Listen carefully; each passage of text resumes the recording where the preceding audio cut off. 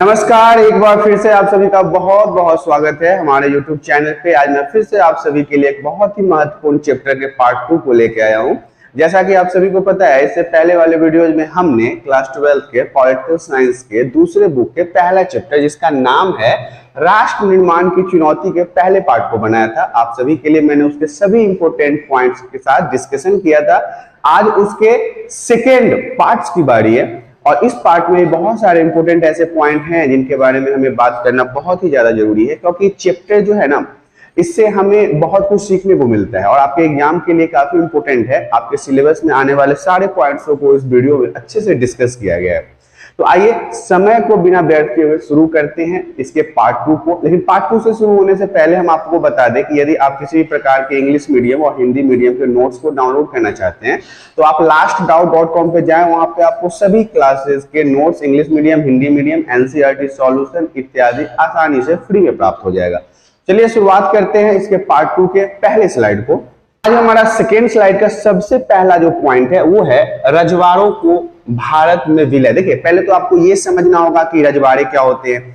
तो जिस समय हमारे देश के ऊपर अंग्रेजों का शासन था ना, जब हम ब्रिटिश के गुलाम हुआ करते थे, उस समय कुछ रियासतें थी। रियासत कहने का मतलब है जमींदार थे, कुछ छोटे मोटे राजा थे और कुछ पूंजीपति वर्ग के लोग थे जो अपने समाज में वर्चस्व जमा के रखे थे, जिन्हें हम रजवाड़ा कहते हैं।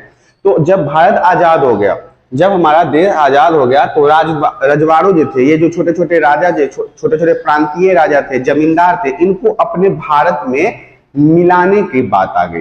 क्योंकि अंग्रेज से तो हम आजाद हो गए थे, अभी तक तो हमारे देश के अंदर अंग्रेजों का शासन था, अंग्रेज अपने हिसाब से काम करते थे। लेकिन अब रजवाड़ों का भारत में विलय की बात हुई। तो देखिए, स्वतंत्रता प्राप्ति से पहले, जब हमारा भारत आजाद नहीं हुआ था, उससे पहले की बात है, भारत 2 भागों में बटा हुआ था।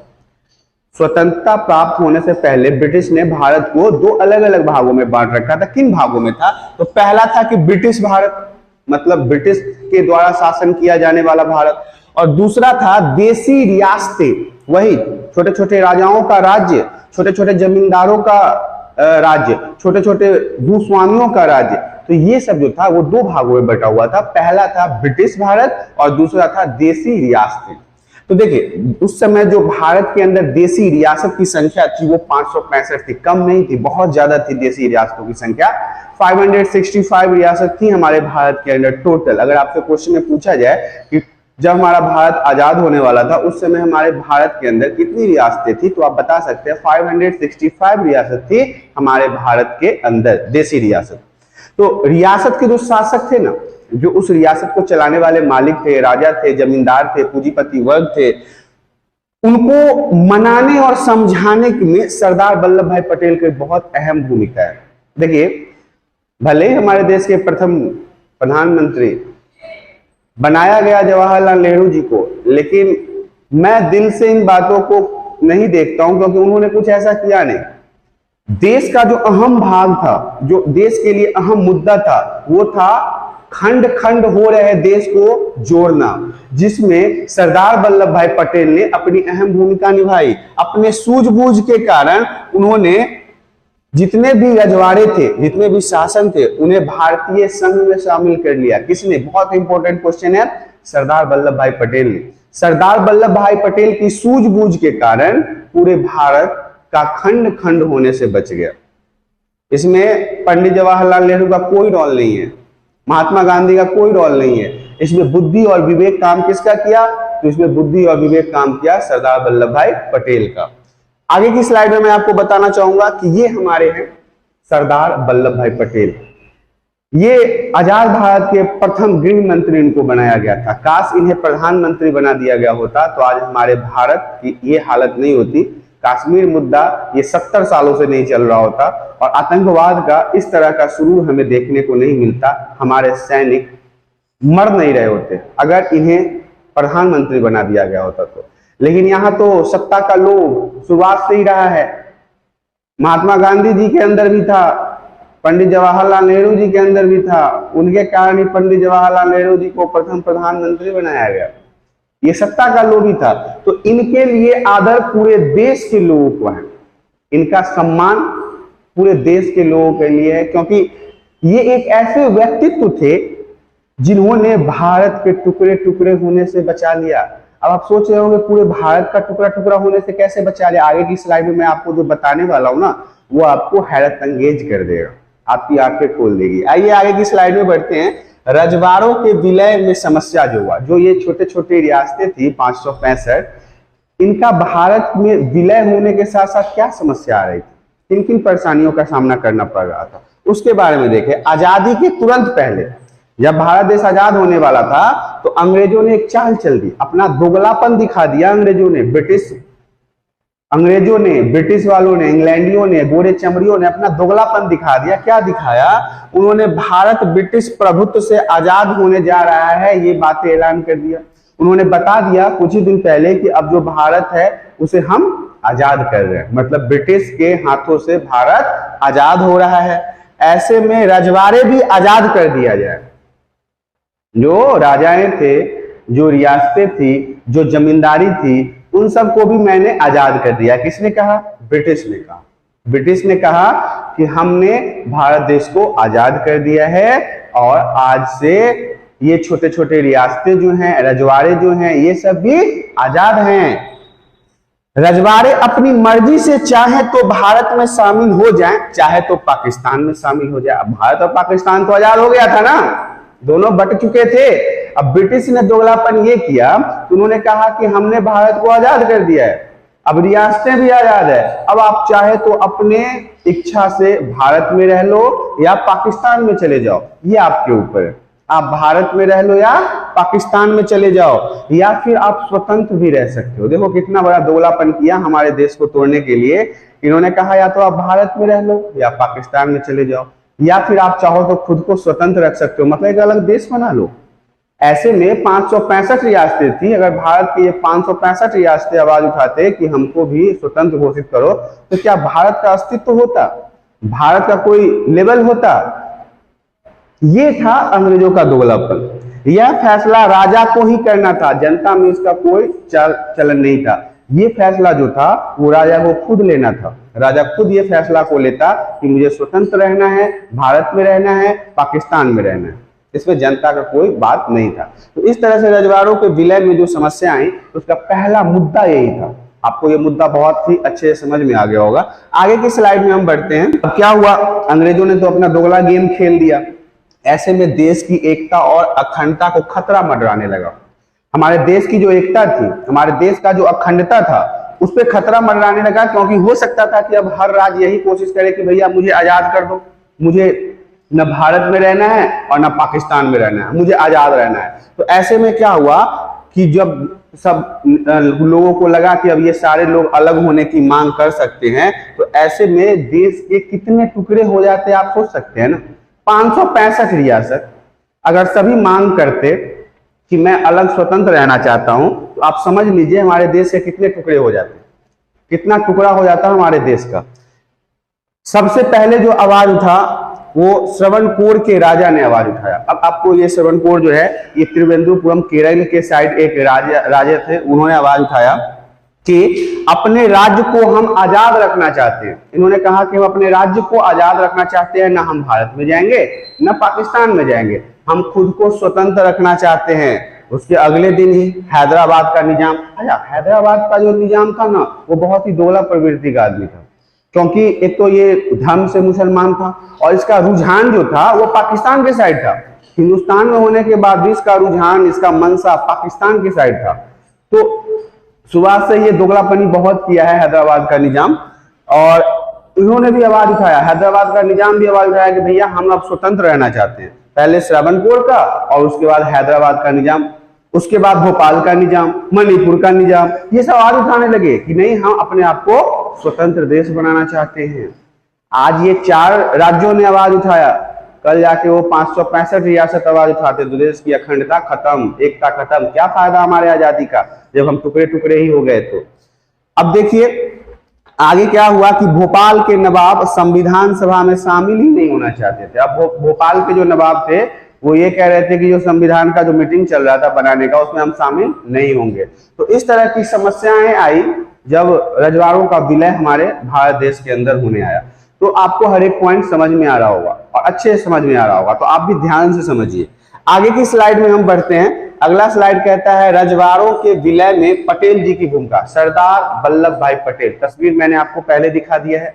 एक ऐसा व्यक्तित्व जिसने देश की अखंडता को बनाए रखने में बहुत ही मदद किया, देश को टुकड़े टुकड़े टूटने में बहुत अपना जोर दिखाया। नहीं तो अगर इन्होंने अपनी बुद्धि नहीं दिखाई होती, इन्होंने अपने विवेक को नहीं दिखाया होता, तो देश के इतने टुकड़े हो जाते कि आप सोच भी नहीं सकते।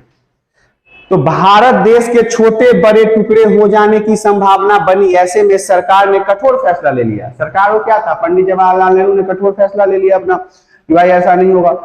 इसके खिलाफ आवाज उठा, मुस्लिम लीग ने इसके खिलाफ आवाज उठाया कि नहीं, आप ऐसा नहीं कर सकते, ये स्वतंत्र भारत है। अगर कोई राज्य चाहे तो अपने को स्वतंत्र रख सकता है, कोई चाहे तो मुसलमान देश पाकिस्तान देश में जा सकता है, कोई चाहे तो हिंदुस्तान में रह सकता है। ऐसे में क्या हुआ कि रजवाड़ों को उनकी मनमर्जी का फैसला लेने के लिए छोड़ दिया जाए। किसने कहा? मुस्लिम लीग ने कहा कि आप इन पे दबाव नहीं बना सकते हैं, आप इनको परेशान नहीं कर सकते हैं, इनको अपनी मर्जी से फैसला लेने दीजिए। और अंग्रेज ने भी यही दोगला नीति करके वो चला गया कि मैं स्वतंत्र कर रहा हूं भारत को, रजवाड़ों को भी स्वतंत्र कर रहा हूं, ये चाहे तो पाकिस्तान में रहे, ये चाहे तो भारत में रहे, या खुद को स्वतंत्र रखे। ये दोगलापंथी तो वो पहले ही कर चुका था। ऐसे में क्या हुआ, सरदार वल्लभ भाई पटेल जी ने अपनी चतुराई से, अपनी बुद्धि, अपने विवेक से, सूझबूझ से रजवाड़ों को भारतीय संघ में शामिल कर लिया। जी, ये जो 565 रियासत थी, ये 565 जो छोटे छोटे रजवाड़े थे, इनको एकमात्र सरदार वल्लभ भाई पटेल ने अपने चतुराई से, अपने बुद्धि, अपने विवेक से सबको संघ में शामिल कर लिया। कुछ 4-5 राज्य अभी भी नौटंकी कर रहे हैं, उनके बारे में हम आपको बताएंगे। उनका भी पेलाई बढ़िया से किया था सरदार वल्लभ भाई पटेल ने, खूब बढ़िया से तोड़ा। ये निजाम जो था ना दोगला हैदराबाद का, ये बहुत उड़ रहा था, ये कमीना भी था, ये राज निजाम तो ये गुंडा था और पाकिस्तान का दल्ला था, चमचा था, ये दलाल था पाकिस्तान का। ये भारत में रहने के बाद भी पाकिस्तान का साला गुण गा रहा था। तो इसको सरदार वल्लभ भाई ने अच्छे से सेका था, वो भी अभी आपको बताएंगे हम। तो ये इस तरह से देखा कि रजवाड़ों में विलय में जो सरदार वल्लभ भाई पटेल की भूमिका थी वो बहुत ही अहम थी। यहाँ पे गांधी नहीं था, यहाँ पे पंडित जवाहरलाल नेहरू नहीं था, और इनके और भी रिश्तेदार अड़ोसी पड़ोसी भी नहीं थे। सिर्फ और सिर्फ सरदार वल्लभ भाई पटेल की सूझबूझ, विवेक, चतुराई ने पूरे देश को टूटने से बचा लिया। आगे की स्लाइड में हम बढ़ते हैं। देसी रियासतों के बारे में अहम बातें। जो देसी रियासत थी 565, याद रखिएगा, उसके बारे में कुछ अहम बातें हैं, उसे भी जान लेते हैं। अधिकतर रजवाड़ों के लोग जो हैं वो भारतीय संघ में शामिल होना चाहते थे। जब सरदार वल्लभ भाई पटेल ने अपनी चतुराई दिखाई, अपना विवेक उपयोग किया, तो ज्यादातर जो 565 रियासतें थी उसमें से ज्यादातर जो रियासत थी वो कहा था भारतीय संघ में आना चाहते थे, हमारे संविधान के साथ जुड़ना चाहते थे, विलय करना चाहते थे हमारे भारत के अंदर। भारत सरकार कुछ इलाकों को स्वायत्तता देने के लिए तैयार थी, जैसे जम्मू कश्मीर। भारत सरकार पंडित जवाहरलाल नेहरू की कर्मों की सजा आज तक कश्मीर भोग रहा था ना। धारा 370 किसने दिया? भारत सरकार। उस समय भारत सरकार का सुप्रीमो कौन था? पंडित जवाहरलाल नेहरू। तभी ना आज दर्द हो रहा है इनके रिश्तेदारों को, ये गांधी परिवारों को दर्द किस बात का है? इसी बात का तो दर्द है। तो भारत सरकार कुछ इलाकों को स्वायत्तता मतलब कुछ छूट, अधिकार देना चाहते थे, जिसमें जम्मू कश्मीर सबसे पहले नंबर पे आता है। विभाजन की पृष्ठभूमि में विभिन्न इलाकों के सीमांकन के सवाल पर खींचतान जोर पकड़ रही थी, और ऐसे में देश की क्षेत्रीय एकता और अखंडता का प्रश्न सबसे महत्वपूर्ण हो गया था। जब हमारे देश की रियासतों का विलय होना था तो उस समय सबसे बड़ी समस्या जो थी वो हमारे देश के अंदर था कि सीमांकन पर सवाल कि कौन से राज्य कितना दूर में, इनकी सीमाएं क्या हैं, इनका क्षेत्र कितना है, और ये बहुत ज्यादा महत्वपूर्ण हो गया था विलय के समय में। तो ऐसे में आप देख सकते हैं देसी रियासतें जो थी उनकी संख्या 565 में बार बार रिपीट कर रहा हूं, आप याद रखिएगा। इसमें से कुछ ऐसे राज्य थे जिनको स्वायत्तता विशेषाधिकार देने की बात पंडित जवाहरलाल नेहरू ने किया, दिया भी, जम्मू कश्मीर को तो दिया भी ना।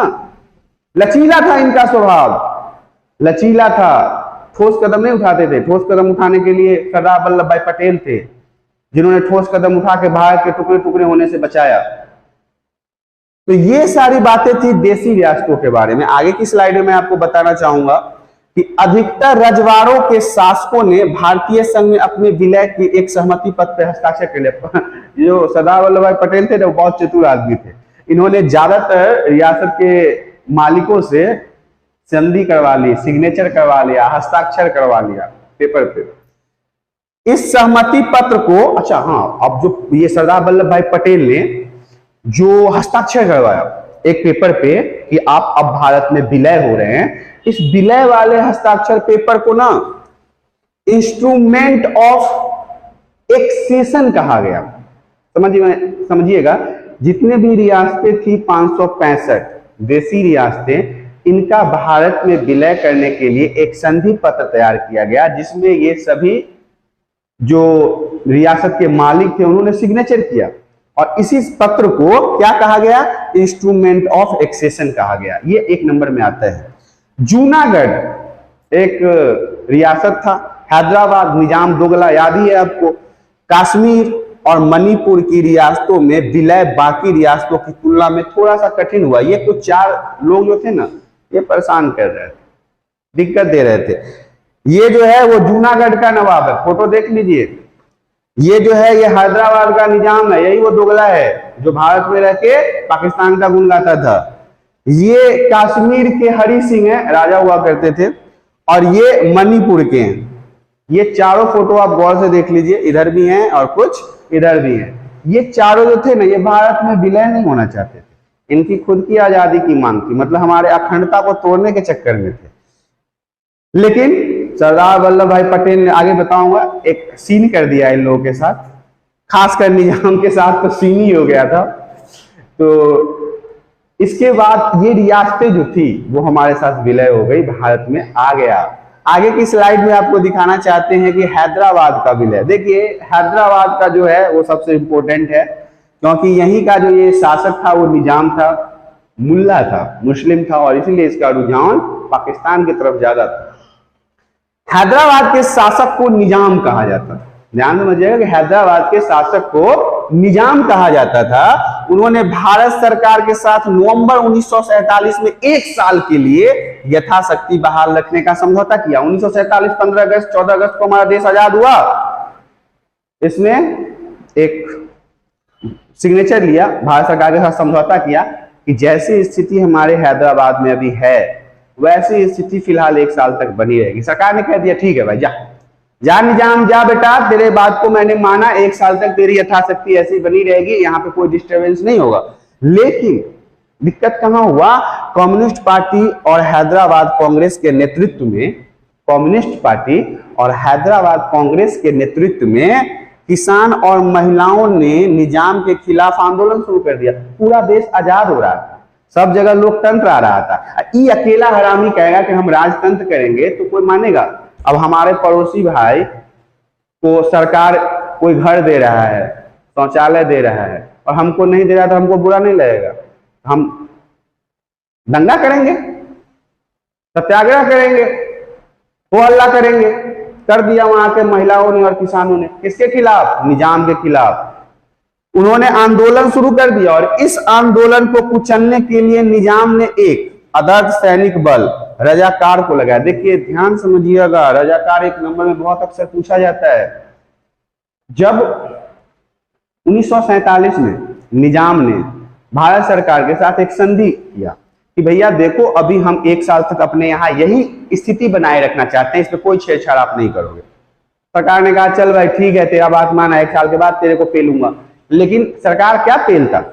वहां का जो कम्युनिस्ट पार्टी था, कांग्रेस पार्टी था, उसके अध्यक्षता में वहां के किसान, महिलाएं निजाम के खिलाफ धावा बोल दिया। कहा कि नहीं चाहिए भाई मुझे निजामी तिजामी, मुल्ले को भगाओ, पाकिस्तान पाकिस्तान का गुण गाता है। तो उसको कुचलने के लिए निजाम ने क्या किया? उसका गुंडा था ये रजाकार जो है, वो गुंडा था, कट्टरपंथी था। ये हिंदुओं को परेशान करता था, देवी देवताओं को पूजा नहीं करने देता था। उसको कुचलने के लिए इसने एक अर्धसैनिक बल उसके ऊपर छोड़ दिया। अब मैं आपको बताता हूं, ये कुछ बातें बुक में नहीं दे रखी है। ये जो रजाकार हैं उधर जो मुसलमान नहीं थे, गैर मुस्लिम धर्म जो मुसलमान नहीं थे, उनके जमीनों को छीन लिया, पैसे छीन लिए, घर तोड़ दिया, उनके बहू बेटियों का बलात्कार किया। इस तरह से इसमें ये रजाकार जो थे वो निजाम के गुंडे थे, ये दोगले निजाम के गुंडे थे जो हिंदू के माँ बेटियों का इज्जत लूटा, घर छीना, उनको घर से भगाया, मारा, पीटा, काटा, क्योंकि उन्होंने निजाम के खिलाफ आवाज उठाया, निजाम के खिलाफ आवाज उठाया। और निजाम ने रजाकार जो उसका गुंडा एक कट्टरपंथी सैनिक सेना था उसको उन जनताओं के ऊपर छोड़ दिया। और इस रजाकार ने उनके साथ जो दुर्दशा किया वो सुनने योग्य बातें नहीं है। आगे की स्लाइड में मैं आपको बताना चाहूंगा इसके जवाब में, अब भारत कोई अंग्रेज का गुलाम थोड़ी ना था, ना राजा का गुलाम था। भारत सरकार ने सितंबर 1948 में, भारत सरकार में कहने का मतलब है सरदार वल्लभ भाई पटेल ने एक्शन लिया, गृह मंत्री बन गए थे ना, होम मिनिस्टर। 1948 में सैनिक कार्यवाही कर दिया, अपने सैनिकों को निजाम के उस रजाकार पे अटैक करने के लिए बोल दिया और निजाम को आत्मसमर्पण करने के लिए मजबूर कर दिया। बड़ा ही हरामी था ये निजाम, जो था बहुत हरामी था। हैदराबाद का ये राजा हुआ करता था। तो इसके बाद क्या हुआ, मजबूर कर दिया उसको। मजबूर क्या कर, पेला, मारा उसके सैनिक, रजाकार जो था ना उसका तो कूट दिया, लाल कर दिया, बहुत दंगा हुआ। लेकिन अंतोगत्वा क्या हुआ कि निजाम जो था ना वो मजबूर हो गया, क्योंकि वो हार गया, उसे हारना पड़ा भारत सरकार के सैनिकों के सामने और उसने आत्मसमर्पण किया। और उसके बाद हैदराबाद भारतीय संघ में विलय हो गया, हमारे भारत का हिस्सा बन गया।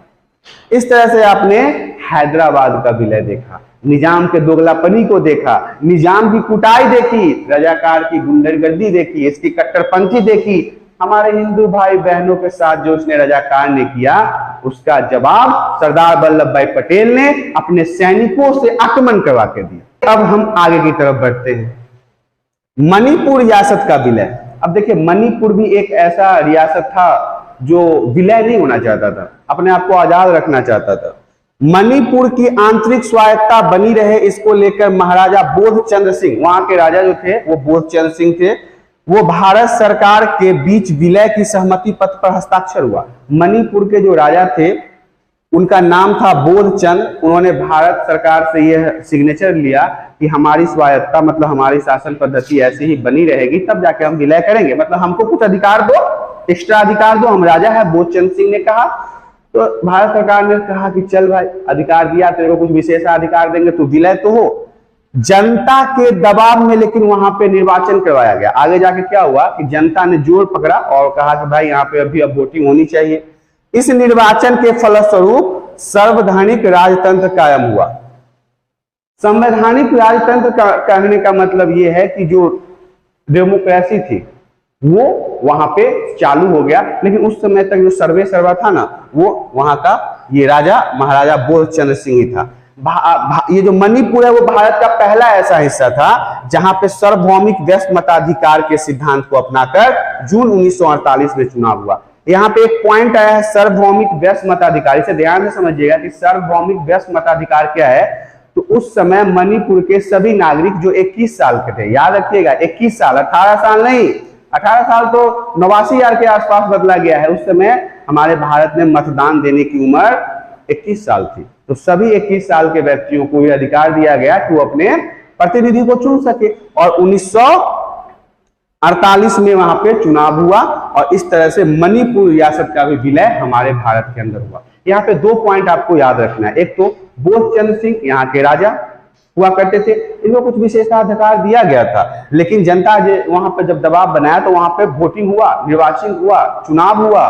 और उसमें 1948 में जो चुनाव हुआ उसमें व्यस्त मताधिकार अपनाया गया, मतलब 21 साल के सभी व्यक्तियों को वोट देने का अधिकार मिला। इस तरह से मणिपुर रियासत का विलय हमारे भारत में हुआ। तो 2 चीज आपने देख लिया, एक हैदराबाद निजाम दोगले का देख लिया विलय कैसे हुआ, और एक मणिपुर के राजा बोधचंद्र सिंह का भी विलय आपने देखा। आइए हम आगे की स्लाइड में बढ़ते हैं। राज्यों का पुनर्गठन, राज्यों का निर्माण फिर से। औपनिवेशिक शासन के समय प्रांतों का गठन प्रशासनिक सुविधा के अनुसार किया गया था, लेकिन स्वतंत्र भारत में भाषाई और सांस्कृतिक बहुलता के आधार पर राज्यों की गठन की मांग हुई। देखिए एक नागपुर अधिवेशन है, इसमें शायद चैप्टर में नहीं दिया, लेकिन मैं आपको बता दूं कि नागपुर अधिवेशन 1920 में हुआ था। ध्यान से समझिएगा, 1920 में नागपुर अधिवेशन हुआ, जिसमें भारत तो आजाद नहीं था उस समय, लेकिन लोगों को लग रहा था आजाद हो जाएगा, आजाद हो जाएगा। इसलिए उन्होंने कहा कि ठीक है, हम एक अब नियम कानून बना लेते हैं। तो वहां पे सब लोगों ने मीटिंग किया और मीटिंग में बोला कि हमारा भारत आजाद हो जाएगा ना, तो हम इसको भाषा के आधार पर बांटेंगे, जो भाषा रहेगा उसी का राज्य बनाया जाएगा। अब यहाँ पे भाई 1947 15 अगस्त को भारत आजाद हो गया। अब लोगों ने पूछा कि बांटो, भाषा के आधार पर बांटो। आपने कहा था ना कि भाषा के आधार पर बांटेंगे, लेकिन ये बात सोचिए कि हमारा भारत के अंदर तो कई सारे भाषाओं का प्रचलन है। एक बिहार में ही 4 भाषा हम बोलते हैं, कोई मैथिली बोलता है, कोई भोजपुरी बोलता है, हम मगही बोलते हैं। तो बिहार में 3 राज्य बनवा देंगे हम, तो देश टुकड़ा टुकड़ा, खत्म, बर्बाद, क्या फायदा आजादी का। यहाँ पे भाषा के आधार पर प्रांतों के गठन का राजनीतिक मुद्दा कांग्रेस ने नागपुर अधिवेशन, आ गया नागपुर अधिवेशन है 1920 नागपुर अधिवेशन में पहली बार शामिल किया गया था। मैंने तो नागपुर अधिवेशन आपको पहले ही समझा दिया, 1920 में हुआ था। उन्होंने कहा था कि हम भाषा के आधार पर बांटेंगे। अब आजाद हुआ भारत, कह रहे हैं बांटो अब भाषा के आधार पर, राज्यों का निर्माण करो भाषा के आधार पर। समस्या, परेशानी। अभी भारत आजाद हुआ, देश का बंटवारा हुआ, इतने लोग मारे गए, 10 लाख लोग मर गए, 1.45 करोड़ लोग शरणार्थी हो गए। अब एक नया समस्या, अब ये क्या, नागपुर अधिवेशन से आ गया बात कि आपने कहा था कि भाषा के आधार पर बांटोगे, अब बांटो। हमारा राज्य अपने भाषा पर, तुम्हारा राज्य तुम्हारे भाषा पर, मतलब एक राज्य में एक ही भाषा बोलने वाला राज्य बनाओ। एक नई समस्या, उसे हम नागपुर अधिवेशन 1920 के नाम से जानते हैं, जिसमें ये सारी बातें हुई थी। आगे की स्लाइड में हम बढ़ते हैं, आंध्र प्रदेश राज्य का निर्माण। अब देखिए, जब बात आती है भाषा के आधार पर राज्यों के निर्माण का, तो वहां पे आंध्र प्रदेश का नाम आता है। क्यों आता है?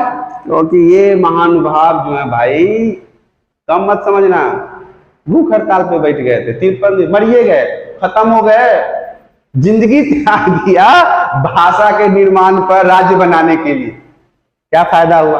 भूखे चले गए, खा के जाते, पेट भर के जाते। लेकिन एक बात है, देखिए, राजनेता के अंदर मतलब लोभ नहीं था, चाहते तो खा सकते थे। और नेता सब हमारे यहाँ के खाते हैं ना, खा पी के धरना करते हैं, कहते हैं कि भूख हड़ताल पे। लेकिन अपने राज्य के निर्माण के लिए, अपने जनता के लिए, जो इनका प्यार था, जो इनका लगाव था अपने भाषा से, जान दे दी भाई साहब, टैलेंटेड आदमी थे। सुनिए, तेलुगु भाषी लोग, ये जो हैदराबाद का निर्माण हुआ, देखिए पहले ये केरल, कर्नाटक, तमिलनाडु, आंध्र प्रदेश, विशाखापट्टनम, फलाना ठिकाना जितना था, ये कुछ नहीं था, ये तामझाम नहीं था, ये दिन गाउंडांग नहीं था, सब एक ही चीज था, वो था मद्रास। क्या था? मद्रास। मद्रास के अंदर सब कुछ आता था, सब कुछ मद्रास। ये सब दिस दैट वाला बात नहीं था वहां पे, ये दिस दैट नहीं होता था, सिर्फ और सिर्फ मद्रास था। उसी के अंदर केरल भी था, कर्नाटक भी था, तमिलनाडु भी था, आंध्र प्रदेश भी था, ये सब मद्रास के अंदर। आज दिस दैट हो गया। तेलुगु भाषी लोगों ने मांग किया, नागपुर अधिवेशन 1920 के हिसाब से तेलुगु भाषी लोग, जो तेलुगु भाषा है, आंध्र प्रदेश में बोला जाता है, मांग किया कि मद्रास प्रांत के तेलुगु भाषी इलाकों को अलग अलग करके एक नया राज्य आंध्र प्रदेश बनाया जाए।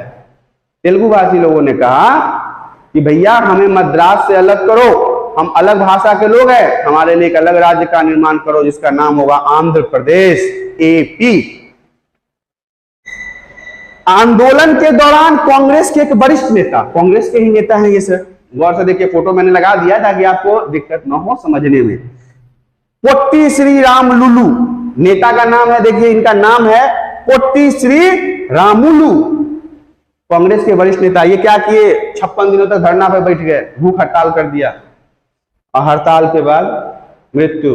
बात नहीं ना कोई सुना, पंडित जवाहरलाल नेहरू का सरकार था ना, उनको गुलाब का फूल बांटने से कहां टाइम मिलता था। अरे 2-4 गो फोटो इनका इंटरनेट पर देखे, हो सकता है गलत है, लेकिन देखिए भाई, गलत चीजें, अफवाह जो होती है ना, थोड़ा सा करने से ही फैलता है। आपने इतना सा किया होगा तो इतना हमने फैला दिया है, लेकिन इतना तो किया होगा ना। अब कांग्रेस के वरिष्ठ नेता पोट्टी श्री रामुलु 56 दिन तक हड़ताल पे रहे, भूख हड़ताल पे रहे, खाना ही नहीं खाया। कहा कि भैया हमारे हैदराबाद को अलग करो, तेलुगु भाषी का एक अलग राज्य होगा, हम मद्रास में नहीं रहेंगे, मद्रास बहुत बड़ा है, उसमें तमिल भी बोलते हो, कन्नड़, मलयालम, सब बोलते हो, लेकिन हम तेलुगु बोलते हैं। हमारे लिए एक राज्य का निर्माण करो जो अलग होगा, राज्य अलग होगा, जिसका नाम हम हैदराबाद रखेंगे। इनकी बात कोई नहीं सुनी, बेचारे भूखे भूखे मर गए ये बेचारे, कोई नहीं सुना बात। आगे की स्लाइड में इनके मरने के बाद जो तहलका मचा है ना, उसे जानिए। नेक्स्ट स्लाइड में हमारा कहता है, इसके कारण सरकार को दिसंबर 1952 में, सरकार को दिसंबर 1952 में आंध्र प्रदेश नाम से अलग राज्य बनाने की घोषणा करनी पड़ी। ऐसे ही नहीं करनी पड़ी, जब उस नेता की मृत्यु हो गई ना, किसान औरत सब सड़क पे आ गया, वहां का पब्लिक सड़क पे आ गया, विधायकों तक ने, जो असेंबली के विधायक, इस्तीफा दे दिया, कहा कि नहीं रहना, हमारे नेता ही नहीं है, हमारी बात ही नहीं सुनी जा रही, तब क्यों रहे तुम्हारे साथ, तेलुगु भाषा है, आंध्र प्रदेश को अलग बनाओ। इस प्रकार आंध्र प्रदेश भाषा के आधार पर गठित पहला राज्य बना। हमारे आजाद भारत में पहला राज्य था आंध्र प्रदेश, जिसे भाषा के आधार पर गठन करके बना। वो भी तब जब 56 दिन भूख हड़ताल पर रहने पे रामलुलू की मृत्यु हो गई, जो कांग्रेस के वरिष्ठ नेता थे। इनकी मृत्यु के बाद लोगों ने ऐसा हड़कंप मचाया, विधायक तक ने इस्तीफा दे दिया, औरत बच्चे बूढ़े जवान सब सड़क पे आ गए और खिलाफत का आंदोलन कर दिया, मतलब बिल्कुल खिलाफ हो गए। तब जाके इनका राज्य का निर्माण हुआ, जिसका नाम हुआ हैदराबाद।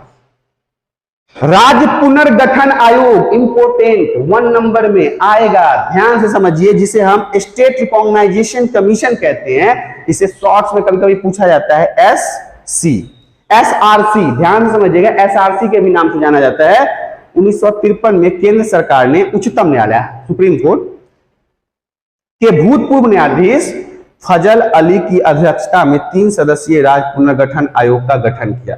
ये स्टेट रिकॉग्नाइजेशन कमीशन 1953 में केंद्र सरकार ने बताया कि देखो भाई, अब ऐसा ऐसा है कि अब हर एक राज्य ऐसे ही आवाज उठाएगा, मरेगा, दंगा होगा, हमारा भारत अभी उस लायक नहीं है, उस स्थिति में हम नहीं है कि हम दंगों को बर्दाश्त करें। पहले ही से बहुत मुसीबत है, देश बट गया 2 भागों में, कुर्सी टेबल टाइपराइटर ले गया उठा के पाकिस्तानी, पुलिसवा सबको भी ले गया आधा को बांट के, ऊपर से गांधी जी और उसको पैसा देने के लिए बेचैन थे, क्योंकि नहीं था पाकिस्तान के पास भोजन करने की सुविधा। अब देश के अंदर इतनी समस्याएं हैं, रियासत को अभी हमने जोड़ा है, संविधान बनाना है, सब कुछ चालू करना है, देश की प्रोन्नति करनी है, उसमें ये नया झमेला मत दे भाई, मेरे को नया झमेला नहीं चाहिए, इसको शांत कर। नया गठन हुआ स्टेट रिकॉग्नाइजेशन कमीशन का। आगे की स्लाइड में इसको समझते हैं हम अच्छे से। आयोग की प्रमुख सिफारिशें क्या थी? ये जो स्टेट रिकॉग्नाइजेशन कमीशन बना, क्या मांग था, क्यों बनाया गया? सबसे पहले त्रिस्तरीय राज्य प्रणाली को समाप्त करो। जिन राज्यों में त्रिस्तरीय राज्य प्रणाली है, खत्म करो उसे। केवल 3 केंद्र शासित क्षेत्र हैं, अंडमान निकोबार और दिल्ली मणिपुर को छोड़कर बाकी के केंद्र शासित क्षेत्रों को उनके नजदीकी राज्य, जो उनके पास का राज्य, उसमें विलय करो। 3 केंद्र शासित प्रदेश छोड़ा, कौन सा? अंडमान और निकोबार, दिल्ली और मणिपुर को छोड़ के जितने भी केंद्र शासित प्रदेश थे, उनके नजदीकी राज्यों में मिला दिया जाए, मर्ज करो। राज्यों की सीमा का निर्धारण, वहां पर बोली जाने वाली भाषा होनी चाहिए। राज्य का बंटवारा कैसे होगा, कैसे राज्य को बांटोगे? उसके भाषा के आधार पर। हम भोजपुरी, मैथिली और मगही बोलने वाले को बिहार दे दो, तेलुगु बोलने वाले को हैदराबाद दे दो, तमिल बोलने वाले को तमिलनाडु दे दो, मलयालम बोलने वाले को केरल दे दो, और कन्नड़ बोलने वाले को कर्नाटक दे दो, मराठी बोलने वाले को महाराष्ट्र दे दो, उड़िया बोलने वाले को उड़ीसा दे दो। लेकिन समस्या है, समस्या ये है कि उस समय इतने राज्य नहीं होते थे। जब हमारा भारत आजाद हुआ ना, इतने ये 28-29 राज्य का झमेला नहीं था, 9 केंद्र शासित प्रदेश का झमेला नहीं था। तो ये आयोग की प्रमुख सिफारिशें थी कि आप जो राज्य का निर्माण कर रहे हो ना, वहां की भाषा के आधार पर उसका बंटवारा करो। और 3 राज्य को छोड़ो, अंडमान निकोबार, ये केंद्र शासित प्रदेश को छोड़ो, अंडमान और निकोबार, दिल्ली और मणिपुर, और बाकी सबको ना उसके पड़ोसी राज्यों में विलय कर दो, मर्ज कर दो, बड़ा कर दो। आगे की स्लाइड में हमारा जानना है परिणाम क्या हुआ, रिजल्ट क्या है इस आयोग के स्टेट रिकॉग्नाइजेशन कमीशन SRC का नतीजा क्या हुआ। इस आयोग ने अपनी रिपोर्ट 1955 में प्रस्तुत की तथा इसके आधार पर संसद में राज्य पुनर्गठन अधिनियम 1956 पारित किया गया। जब इसने अपना रिपोर्ट शामिल किया, प्रस्तुत किया 1955 में, तो उसके बाद 1956 में इसे पारित कर दिया गया, लागू कर दिया गया, जो है ठीक है, ऐसा ही हो। उस समय देश को 14 राज्य एवं 6 संघ शासित क्षेत्रों में बांटा गया था। समझिएगा, 14 ही राज्य था उस समय भारत के अंदर और 6 केंद्र शासित प्रदेश। 14 राज्य। आप सोच रहे होंगे कि भाई साहब ये बताओ कि आज इतने राज्य कैसे हो गए, तो होंगे नहीं।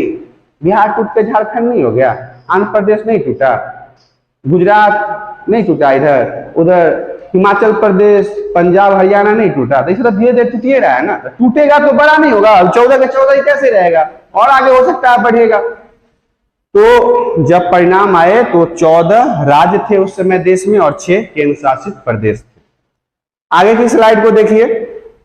संघ शासित क्षेत्रों के बाद में जो राज्य बने, जो केंद्र शासित प्रदेश, संघ शासित मतलब केंद्र शासित प्रदेश, क्षेत्र जो बाद में जाके राज्य बने, कुछ ऐसे क्षेत्र थे ना जो केंद्र शासित प्रदेश थे और बाद में जाके वो राज्य बन गए। कौन कौन से थे? पहला मिजोरम था, केंद्र शासित प्रदेश, बाद में इसे राज्य बना दिया गया। मणिपुर केंद्र शासित प्रदेश, बाद में इसे राज्य बना दिया गया। त्रिपुरा के साथ भी वही किया गया और गोवा के साथ भी वही किया गया। इस तरह से आपका पूरा चैप्टर का जो ब्रह्मांड था ना वो हमने आपको समझा दिया, पॉइंट टू पॉइंट डिटेल्स में पूरा। अगर चैप्टर के दोनों पार्ट के वीडियोस को अगर आप देख लें तो गारंटी है कि आपके किसी भी सवाल में परेशानी तो नहीं होगी। लेकिन यदि आपको कुछ समझने में दिक्कत हुई हो, कोई पॉइंट समझने में दिक्कत हुआ हो, तो आप हमें कमेंट करके बताएं।